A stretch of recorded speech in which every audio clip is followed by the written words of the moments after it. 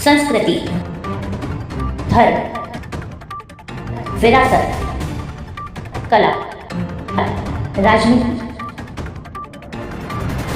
नृत्य, स्वाभिमान, देश दुनिया तथा अपराध और अपराधी सब पर नजर कर्मसिद्धि समाचार की। कर्मसिद्धि समाचार, एक सोच एक जुनून। नमस्कार, कर्मसिद्धि समाचार में आपका स्वागत है। आज दिनांक 22 फरवरी 2025 को नलकूप चालक तकनीकी कर्मचारी एसोसिएशन सिंचाई विभाग उत्तर प्रदेश की अखंडीय शाखा नलकूप खंड प्रथम अलीगढ़ की बैठक स्थान नलकूप खंड प्रथम अलीगढ़ पर आहूत की गई। बैठक में नलकूप चालक गण उपस्थित रहे। बैठक की अध्यक्षता खंडीय अध्यक्ष श्री पृथ्वी सिंह द्वारा की गई और संचालन खंडीय मंत्री राजेंद्र सिंह द्वारा की गई। बैठक में पदाधिकारियों और सदस्यों का विस्तार किया गया। देखिए हमारे संवाददाता की एक खास रिपोर्ट। जी नमस्कार, कर्मसिद्धि समाचार में आपका स्वागत है। ये ITI रोड जनपद अलीगढ़ जहां ट्यूबवेल विभाग की एक मीटिंग प्रेस वार्ता रखी गई। इसका मुख्य विषय था कि जो पदभार हैं वो आज नियत किए गए हैं और हर व्यक्ति को अपनी अपनी जिम्मेदारी भी दी गई। अब देखना ये होगा कि कुछ जिम्मेदारियां ऐसी भी होती हैं जिनको निभाने के लिए काफ़ी स्थिति ये होती है कि धन की भी आवश्यकताएं होती हैं, मीटिंग में कुछ खर्चे भी होते हैं, कुछ ऐसी आवश्यकताएं भी होती हैं जहां कहीं अनहोनी घटनाएं घट जाती हैं, वो संगठन के द्वारा सहयोग किया जाता है। क्योंकि अभी सरकार ऐसे संगठन को सहयोग नहीं दे पा रही है, क्योंकि तत्काल प्रभाव से जो घटनाएं घटती हैं जब तक आदमी अधिकारियों तक जाएगा तब तक उसके इलाज में या उसकी अनहोनी समस्याओं में काफ़ी देरी हो जाएगी। इसलिए तत्काल प्रभाव से कुछ लोग ऐसे भी हैं जो संगठन के माध्यम से लगातार उन ट्यूबवेल ऑपरेटरों की सहायता करने के लिए सक्षम हो रहे हैं। अब ऐसे कई मुद्दे भी रखे गए हैं कि जो फंड है वो आपस में एक दूसरे से चंदा करके भी किसी कोष में जमा किया जाएगा। उस कोष के माध्यम से जो ट्यूबवेल संचालक हैं उनकी मदद की जाएगी। अब देखना ये होगा कि ये जो समूह चल रहा है, ये संगठन चल रहा है, किस तरह से इन ट्यूबवेल संचालकों की मदद कर पाएगा। कैमरामैन सहयोगी के साथ दुष्यंत सक्सेना, कर्मसिद्धि समाचार, अलीगढ़। ये जो आज आपका जो संगठन हुआ है, जिसका जन्म कब हुआ था और कब से आप इस कार्य को कर रहे हैं? पहली चीज़, ये संगठन है किस विषय पर और कहाँ का है? ये संगठन हमारे जिले स्तर का है और इसके मुख्य जो प्रांतीय नेता हैं वो इसके लल्लन सिंह हैं।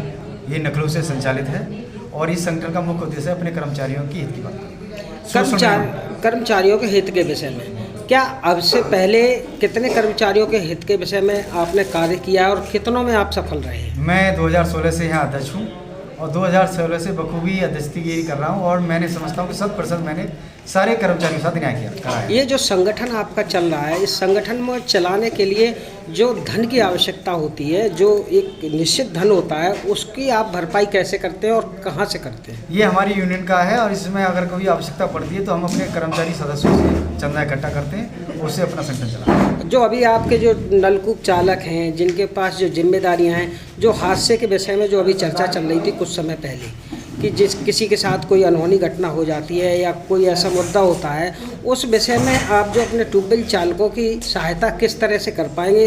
क्या सरकार आपको किसी सहायता के सहयोग करती है? नहीं, सहायता सरकार की तरफ से अभी तक हमें कोई सहायता नहीं मिली, लेकिन हम सभी कर्मचारी भाई मिलजुल के जिससे जैसा चंदा हो जाता है 1000-500 जो भी है उसकी हम सहयोग करते हैं।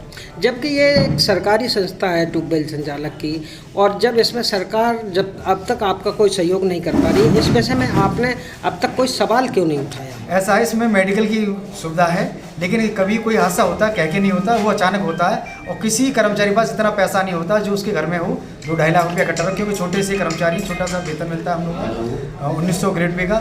तो इसमें हम लोग आपसे में मिलजुल के सब सहयोग करते हैं।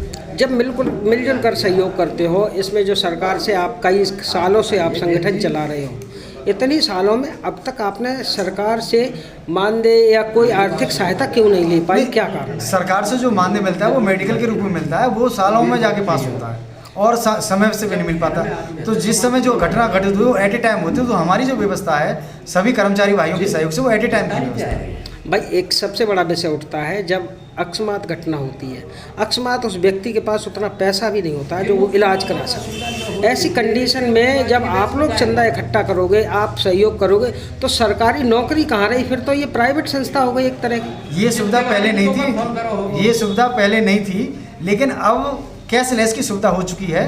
जो कैशलेस चालू हो रहा है धीरे धीरे, तो उससे क्या है कि अगर कोई किसी भाई के साथ कोई हादसा होता है तो उसके लिए वो डायरेक्ट अपने हॉस्पिटल में जाए, अपना कार्ड ले जाए और उसकी ट्रीटमेंट हो जाए। ऐसे कैसे कई अहम मुद्दे हैं जिनमें आपके ट्यूबवेल संचालक हैं, एक इलाके में कई ट्यूबवेल हैं और व्यक्ति उसमें कम है। आखिर जो लोग रिटायर हो गए हैं, जो नए आए हैं, उनके ऊपर जो बर्जन बढ़ रहा है, या जो पूर्वतः रह गए हैं, जो अभी रिटायर होने से बाकी हैं, उनके ऊपर एक एक ट्यूबवेल संचालक की जगह 6 ट्यूबवेल संचालक दे दिए। तो आखिर एक व्यक्ति उस 6 ट्यूबवेल को किस तरह से डील कर पाएगा, उस विषय में आप क्या कहेंगे? ये सरकार की एक तरह से नाकामी है। सरकार को भर्ती करनी चाहिए, अनुमोदन निकालना चाहिए, लेकिन सरकार अभी से उसमें कोई संज्ञान नहीं ले रहा। और इसके संबंध में कई बार हम लोगों ने प्रत्यावेदन मांग करी है कि हमारे यहाँ भर्ती की जाए, लेकिन अभी तरह कोई सरकार ने सुनवाई नहीं की। तो ये जो आपने मांग की है, उस विषय के कोई आपके पास पेपर या कोई लिखित कार्यकारिणी है क्या? ये जो हमारे विभाग से अधिकारियों द्वारा भी मांग की गई है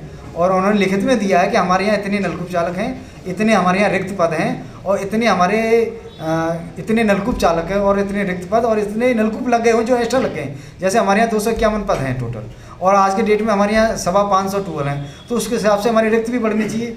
तो ये सारी अभिलेख हमारे अधिकारियों ने उच्च अधिकारियों को अवगत करा दिया।